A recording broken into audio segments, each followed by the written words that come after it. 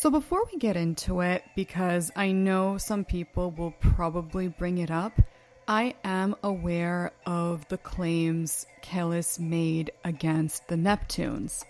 Truthfully, I don't have an opinion on this because I don't know enough to really say one way or the other.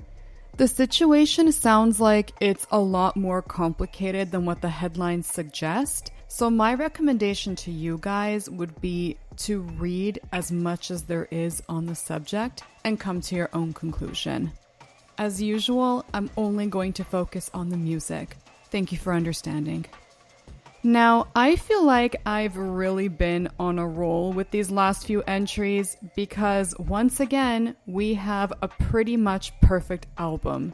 I am absolutely floored that I have never heard it up until now because I was aware of a few of her songs, like Milkshake, obviously incredibly iconic, it's been everywhere, Baby I Got Your Money, and Bossy. I mean, starting with this cover art, she, of course, is an incredibly beautiful woman to begin with, so it's really nice to see her artistic side shining here. And then you get to the songs, and it's just, wow. But before I list off every possible adjective that I can, I just want to point out, yes, this is technically an R&B album, but it is not so in the traditional sense. I would classify Kaleidoscope more so as this alternative, experimental rap and hip-hop album. And it combines so many genres: soul, rock, jazz, funk, gospel, and I can even hear a little bit of trip-hop in there.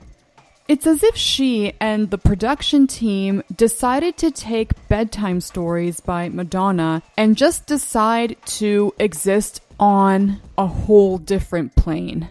The album goes for the psychedelia and the spiritualism.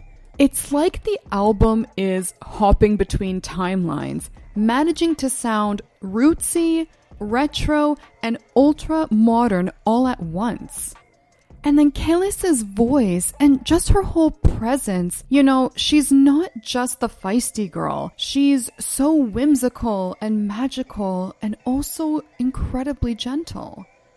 Some of these songs are especially thoughtful in how romantic they are.